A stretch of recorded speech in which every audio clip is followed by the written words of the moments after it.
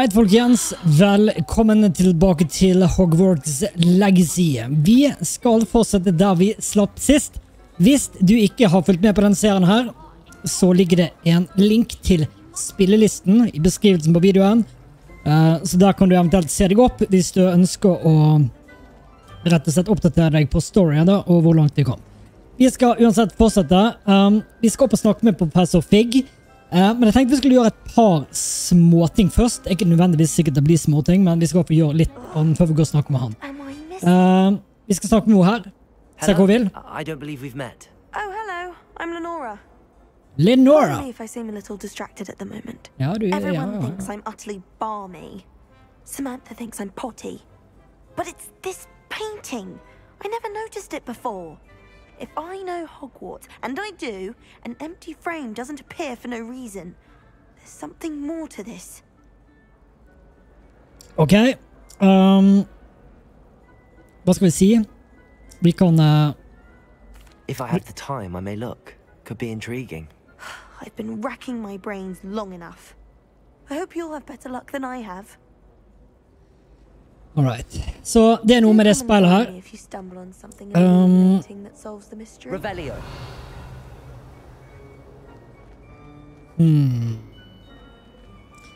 Kanskje vi må bruke lys. Jeg mener vi skal kunne bruke lys. Hvis jeg bare finner den. Vi kan sette den på der. Lumos.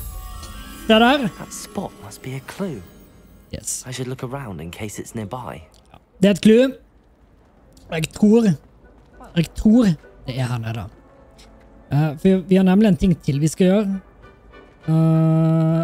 Skal vi se... Eller nei, var det faktisk ikke her? Nei, det var andre siden var det. Det var andre siden. This looks like the location from the painting. What could be so special about it? Ja. Skal vi se, jeg tror hvis vi gjør sånn, så får vi en page der. Skal vi se, hvis vi tar og tar den der. Let's get you back to your frame, little moth. Da fikk vi til med potion class unlocked. Så da kan vi tepe oss dit. Skal vi se, skal den lenger opp den? Jeg mente det var... Kanskje vi må se på spillet en gang til?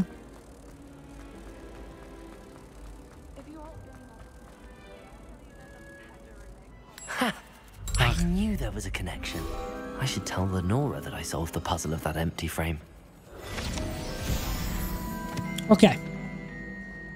Da kan vi fortelle det til Nora. Vi har også et skattekart, så vi egentlig burde ha gjort. Skal vi se. Der har vi Lenora. Lenora, I solved the mystery of that painting. You did? How? Skal vi se. I found the location depicted in the painting, and then I cast Lumos to guide a moth back to the frame. All very logical, I suppose. Pity I was so close to solving it. You have a knack for solving riddles. Natty's good at that too. So is Amit, although he does tend to over-explain. Well, I'm glad someone figured it out. The moth! I should have seen Sånn. that. Da fikk vi collection updated, vi fikk quest, vi fikk mer XP, og vi ble faktisk level 7. Nice. Ok, så vi nødt til å gjøre litt sånne sideting innimellom. Mange av de ganske gøy. Men noen av de kan være litt vanskelig å finne, sånn på sparken. Skal vi se, vi kan nett ta og se på quester. Vi kunne for så vidt gått opp og snakke med professor Fig nå, bare for å sette det i gang. Det jo videre på hovedstoryen. Men vi nødt til å fikse på karakteren. Vi kan ikke gå rundt med de brillene her. Jeg vet ikke om jeg har vist det her, men her kan man gå inn og endre på ting. Man endrer ikke gere, men man endrer seg bare det kosmetikk da. Så da kan man ta de av. Jeg ønsker at vi skal gjøre sånn. Da kan vi nemlig bli litt sånn her dark mystic trollmann her. Jeg liker den bedre. Hva andre quest har vi? Vi skulle jo hjelpe hun ene i klassen, eller jeg vet for så vidt ikke om hun gikk i klassen, men vi skal finne de her kulene hennes som hun bruker til et spill. Skal vi se, det var Bernhandel, stemme, og så har vi denne. Jeg lurer på om den viste hvor vi skal gå. Jeg tror ikke han gjør det, for jeg vet noen ting vi vil ikke vise på mappet i det hele tatt. Men hvis vi går på inventory, jeg skal nett se på det mappet. Jeg var egentlig tenkt å ta den der litt sånn etter hvert, for det er ganske sentrale plasser på Galtvort. Den er, skal vi se, Artist Map. Hvorfor kan ikke jeg... Åja, der ja. Så den statuen der, jeg er ganske sikker på at den er inne. Denne er ute. Det er maleriet. Jeg er litt usikker på hvor det henger opp i en gang. Jeg er ganske sikker på. Så jeg tror vi bare tar det litt etter hvert. Siden jeg ikke nøyaktig klarer å huske hvor det er, men jeg har sett det. Vi tar også og går videre på hovedstøren litt her. Bare for å snakke med Fig, så kan det hende vi skal forbi den samme plassen. De kulene vi skal finne for hun som jeg ikke husker navnet på, de ligger rundt omkring i Castle her også, eller på skolen. Kan vi gå ut?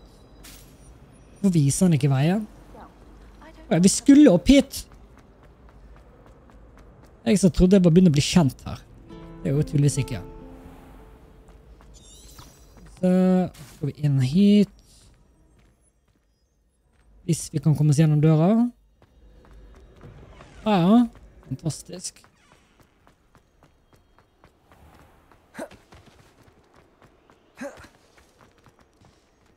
Ja, for vi skal jo levere inn den boka vi har funnet til han. Vi skulle vel egentlig vente til det, så vi håper han ikke blir sur, siden vi stakk og gjorde det alene.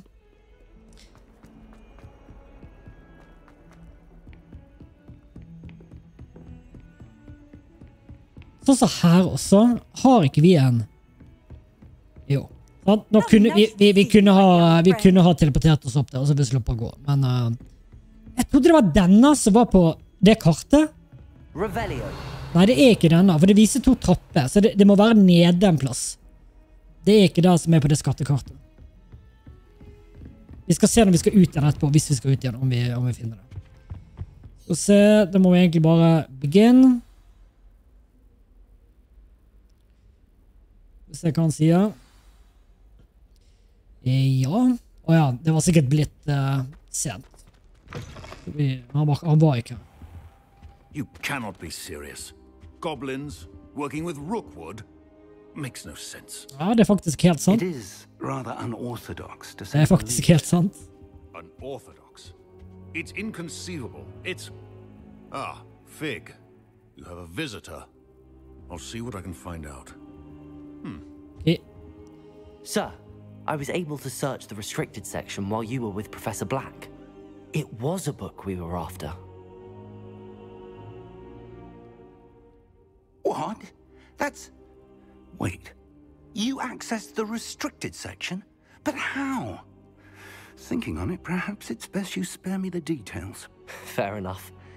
In fact, the book was below the restricted section as it appeared on the map. I want to hear everything. First, let's have a look.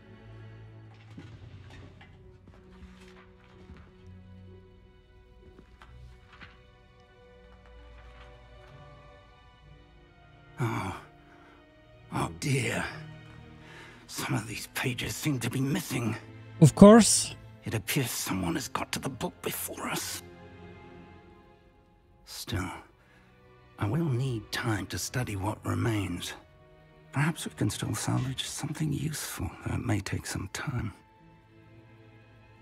I wonder why it was here, below Hogwarts. I think I know, sir. I saw 2 more memories where I found the book. Another pensive. Godric's heart. The man we saw before, Percival Rackham, was a professor here. The first memory showed him and 3 other professors using ancient magic to restore a hamlet from a drought. Miriam was right. And the second memory? They were talking to a student who started as a 5th year, like I did. She could see traces of magic too. Why those memories? Perhaps this book will explain. I'll have to take it with me to London. The headmaster has insisted that I speak directly to the minister about George's death. What will you tell them? What will you tell them about Mr. Osric's death? I don't know how much I dare say. George tried to convince the ministry about Ranrock, but to no avail. My instinct is to follow the path we are on for the moment and keep the details to ourselves until we know more. I understand. I'll see what I can learn about the missing pages while you're gone. Good. Don't neglect your studies. Your wand work is improving by the day. But you'll want to pay attention in herbology and potions. There's more to magic than spellcasting. Plenty to keep me occupied while you're gone. You've done exceptionally well. I look forward to seeing all that you've accomplished when I return. Oh, and don't neglect your friends. You may be surprised by how much you can learn from them as well. Denne guy, Professor Fig. Vi skal gjøre som de sier.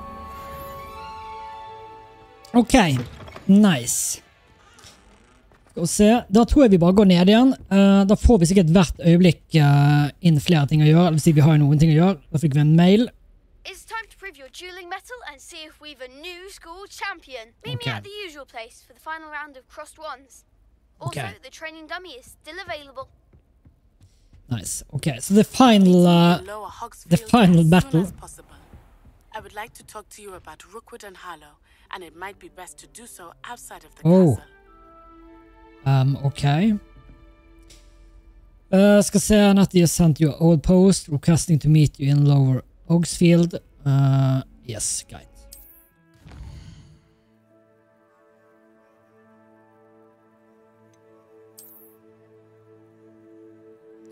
Sånn, da får vi bare litt mer sånn tutorial på mappet.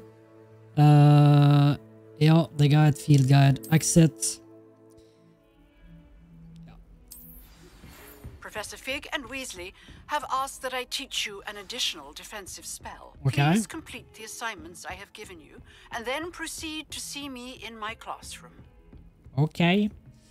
Ok, da fikk vi plutselig veldig mye veldig mye vi kan gjøre. Vi skal ikke inn igjen her. Vi fikk veldig mye forskjellig vi kan gjøre der nå. Vi skal gå inn og se litt på Quest. Jeg skal bare gå ned her. Det er derfor jeg prøver hele tiden å få gjort litt sånn små ting, så ikke den Quest-loggen vår med ting blir superstor. Nå skal vi ta og så gå ned her. Der. Jeg tror det er den der som er på det kartet, hvis jeg ikke tar veldig feil. Vi skal se om vi får det. Ja, det var det. I'm on the right track. Så det er den, og den andre er garantert ute. Vet du hva? Jeg tror vi tar oss og bare fullfører det mappet nå. Jeg tror det kan være veldig verdt det. Bare se om vi kommer oss ut. I'd better keep an eye on high places around the school for Zenobia's gobstones. There's the fountain. I'm getting closer. Så det er denne. Vi skal bare ta oss og tracke den nå. Skal vi se hvis vi går inn på Quest. Altså se, her har vi fått masse. Vi har fått masse Quest. Hvor er... Det var ikke den. Der. Så da var det denne som var nummer 2. Find the third landmark from Arthur's treasure map. Og der har tydeligvis lyst til å snakke med oss også. Men nå ser vi på minimap at det viser hvor den tredje er tydeligvis, eller hvorfor hvilke områder den er, så vi skal se om vi finner den. Jeg er ganske sikker på at det er et maleri eller et bilde eller noe, så må vi bare se her. This stairwell looks promising. Det er en sånn til.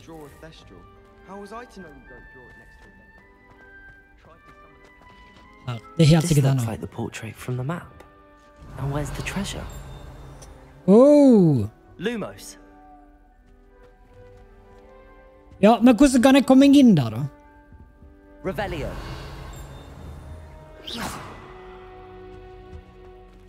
Hvordan kan jeg komme inn der? Må vi... gjøre noe med denne. Vi kan ikke flytte denne, tror jeg. Jeg ser det. Det må jo være denne. Ja! Sånn var det, ja. There was a doorway hidden within the portrait. Yes, it was. I wonder what came of Arthur's search. Var det et nytt gear, eller var det bare cosmetic? Jeg må sjekke det.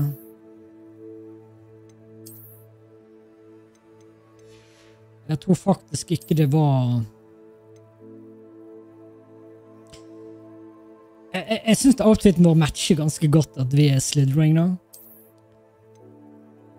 Faktisk. Den der gir ingen stats. Ja, men nice. Da fikk vi gjort det kartet. Så jeg tror vi bare tar oss og leverer det inn, eller si fra til Arthur at vi har klart det. Så får vi sikkert litt mer XP, kanskje noe reward. Forhåpentligvis.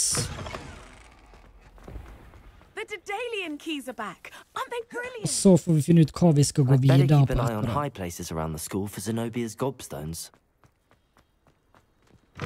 ja.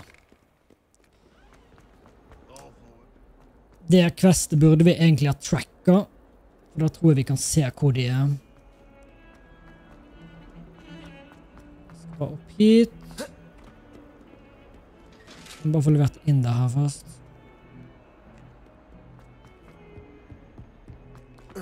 Og så lurer jeg på etterpå om vi rett og slett skal prøve vår første time i... Jeg vet ikke hvordan jeg skal si det på norsk, men... det går i hvert fall ut på planter. Skal jeg bare snakke med den her? Hello, Arthur. Thought you might like to know that my map led to a doorway hidden within a portrait. Oh, how clever! Mine led to the boathouse. Barely found the treasure before I saw the headmaster coming. He shooed me out of there, but not before I got a few galleons richer. What did you find? I found what I believe is an authentic historian's uniform. Oh, that's lucky. Seems as though we both had success. Glad I enlisted you to join me.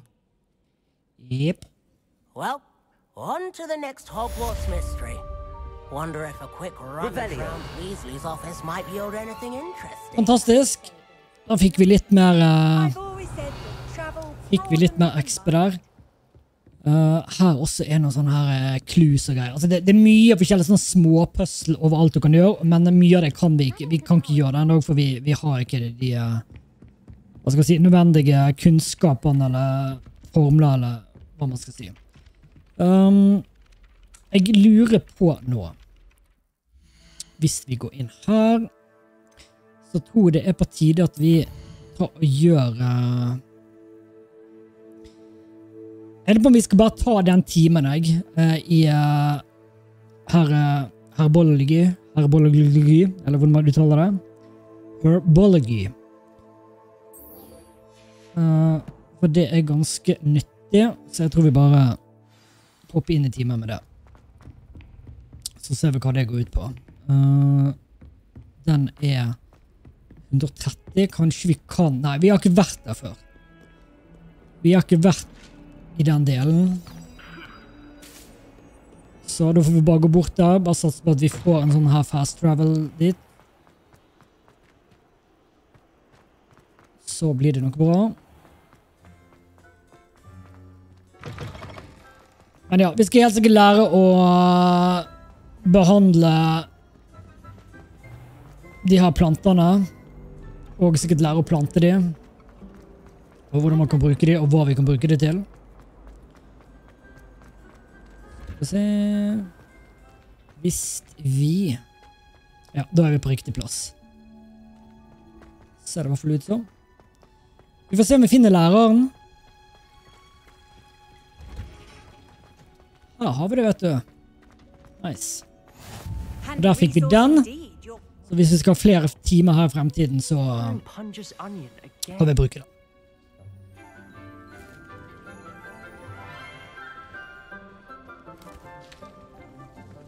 Good morning, Professor Garlick. How wonderful it is to see you again, Lenora dear. Oh, here. You'll need these for Professor Garlic.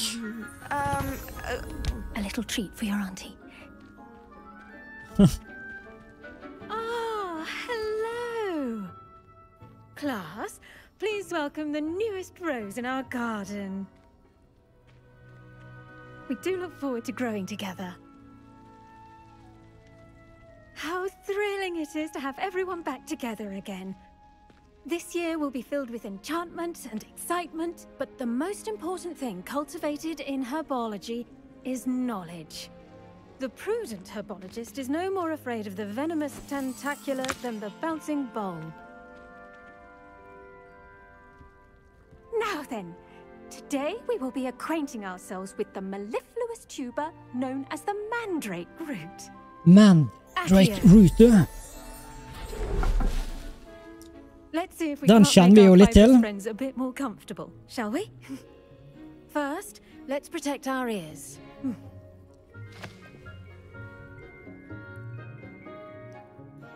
Now, everyone, grip their mandrake by the tendrils and give it a firm tug. Ok, let's do it. Det kommer sikkert til å bli en forferdelig lyd. Ja.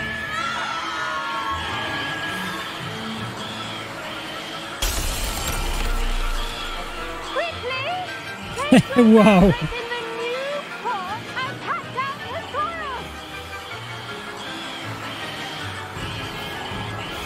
Ned igjen med deg.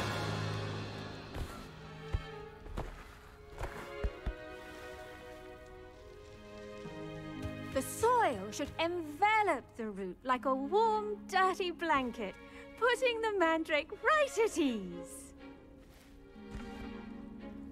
Reparo! I'm very sorry about that. Yours was a bit mature, I'm afraid. All right then, off you go. Splendid work, everyone. Splendid work. Now for our next task, we'll be planting dittany at our potting tables. Okay. You can all get started. I need to have a brief word with our new student. Det meg da. Det meg. I wonder if hippogriffs like not grow. Yes, Professor. Firstly, well done with your mandrake. They can be rather difficult to get a grasp of. Ok, vi skal se. Vi får være litt hyggelige da. Actually, I enjoyed it. I couldn't help but catch your enthusiasm. How kind of you. It seems you're already taking to herbology like a mandrake to fresh soil. Now, as I mentioned, next we'll be planting dittany. Let us find you some seeds. I already have some, Professor. Pick them up in Hogsmeade. You visited the magic neep. Wonderful. A prepared student is bound to bloom. I've arranged for you to have your own potting table here in the classroom. Wasn't easy to spare one on such late notice. Plant the seeds there now, and you can return to harvest them later. Even with soil, sunlight, and a bit of magic, they will take time to grow. Okay. Let's see how to balance Ok, my det her veldig nice. Da skal vi prøve å plante vår første plante. In the Wiggenweld potion, as you all should know from Professor Sharp's class. Yes. Skal vi se, 10 minutter. Ok, så da vil det gro og vokse, og så kan vi hente de senere. Once it can be harvested, your dittany will be ready to use in Wiggenweld potion. I'll let Professor Sharp tell you about that. Ja. Now, what say we branch out? Introduce you to a different sort of flora, the Chinese chomping cabbage. You'll find that some plants are better suited to uses outside of a cauldron. The cabbages do get testy without something to chew. Fortunately, I have a dummy for them to gnaw on. Be a dear and let them have a good chomping. Yes, Professor. They're in the other greenhouse. It's just at the end of the footbridge leading out of this room. Your classmate, Mr. Pruitt, has kindly offered to accompany you. Come back and see me when you're finished. Oh, and mind your fingers. They do bite. Ok. Det er godt vi advar. Hello. Hello. Saw you on your way to Hogsmeade the other day. Nice to meet you. I'm Leander. Ja. I'll be showing you the Chinese chomping cabbages. Ok, jeg var tenkt å ignorere deg, men greit, siden det er du som skal vise oss det, så får vi... Defense against the dark arts, by the way. Ja. Excuse me? Ikke stå der og tull da! Your duel with Sebastian. And he's good. Thinks he's really good. But you outright slaughtered him. It was brilliant. Oh. Well, thank you. Ooh. I nearly put Sebastian in his place myself. I mean, I would have, if heck had. Here we are. Home of the Chinese chomping cabin. Go on. Yes, nå får du vise meg, du da som skulle vise meg her. I almost lost a thumb once. Don't worry, Nurse Blaney put it back on. Trust me, you do not want to Okay, harvest the Chinese chomping cabbage, greit. Now, see that dummy? Just toss the cabbage. Ta litt flere, jeg. They'll do the rest. Skal se, attack the target dummy with it, ok. Ok, så du kan faktisk bruke disse våpen. Det er jo litt kult da. Look at that. Ja, nice. Anything they can get their mouths on. Mum planted some in her garden last year to keep the gnomes out. Yes. Det var hvor mye damage det egentlig tar. They left her honking daffodils in tatters. Vicious little bastards, aren't they? My kind of plants. Not like stupid booba tubers and bouncing bulbs. The kind of plants that just have your back in a fight. Not saying you can't go it alone, but, well, imagine that wasn't a dummy. I suppose okay. they could prove useful outside of the greenhouse. Nothing wrong with a bit of backup, even if it is from a cabbage. It's chaos out there. Trolls in Hogsmeade and such. You can't be above throwing a cruciferous vegetable if necessary. Dogweed and deathcap has more of them, if you're keen. Other plants too. Ones your parents wouldn't plant in the garden. You get the idea. Anyway, we probably ought to head back to class. Ok. Men de er sikkert ikke så dumme, de der da. Hvis man slåss mot mange samtidig, hiver ut et par sånne, så blir de på en måte som noen små tanks, for å si det på den måten, for de som vet hva det betyr. Ikke tank som en kjørende tank, men noen som ja, på en måte tar oppmerksomheten vekk fra meg da. Hvis det går mening. Vi skal tilbake igjen til læreren her. Skal vi se, nå har jeg sikkert gått feil vei. Men det her er nok veldig nyttig, at vi kan lære å plante sånne selv, og så kan vi kjøpe frø, og da kan vi sikkert bruke det til å lage vår egne potion. Sånn som den som vi har plantet her, kan vi jo tydeligvis bruke til å lage den der healing potion som vi har på oss, og den er jo veldig nyttig. Så det blir bra. Da sparer vi sikkert litt penger. I tended to the Chinese chomping cabbages, Professor. Remarkable plants, aren't they? I hope they weren't too much trouble. Oh, don't see any bite marks or missing digits. And good, as you do seem to be quite green-fingered. Oh, I'm eager to see your skill in the soil continue to blossom. Ok, altså my plans do so much. Magical plants. Vi må være litt hyggelige med læreren her første dagen, altså. I'm glad. Herbology is a bounteous subject. Tend to your garden, and it will tend to you. Huh. Well, I suppose that's everything. Do come by for a chat sometime. I so enjoy checking in with my new students.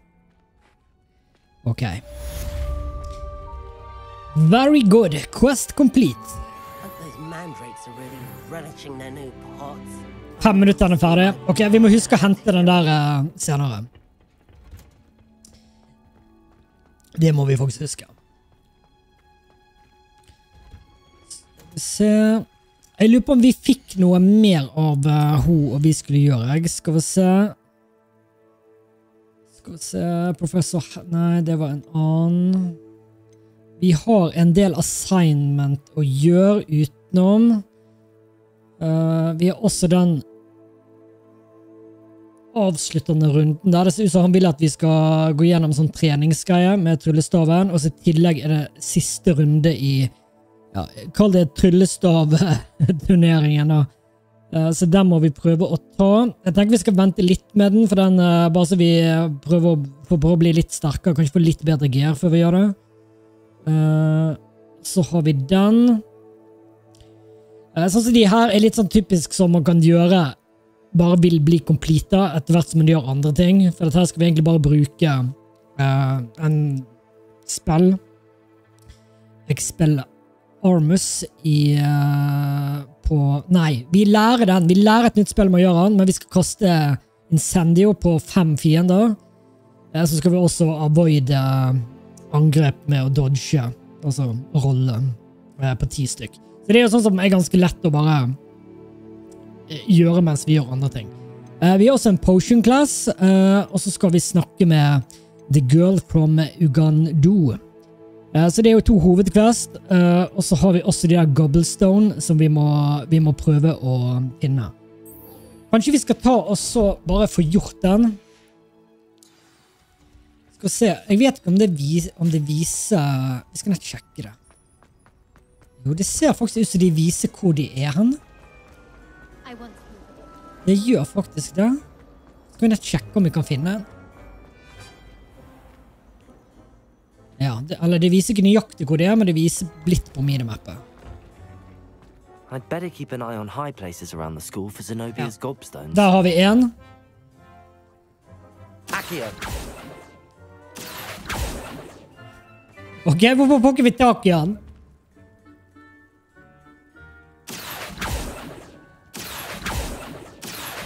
Tuller du meg?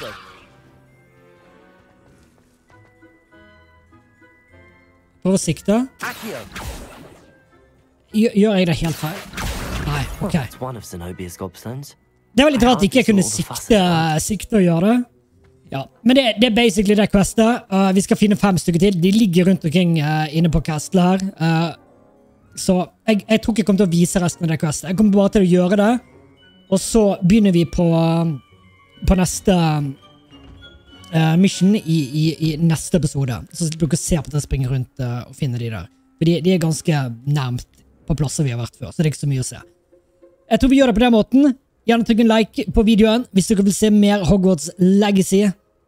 Vi snakkes i neste episode. Ha det bra.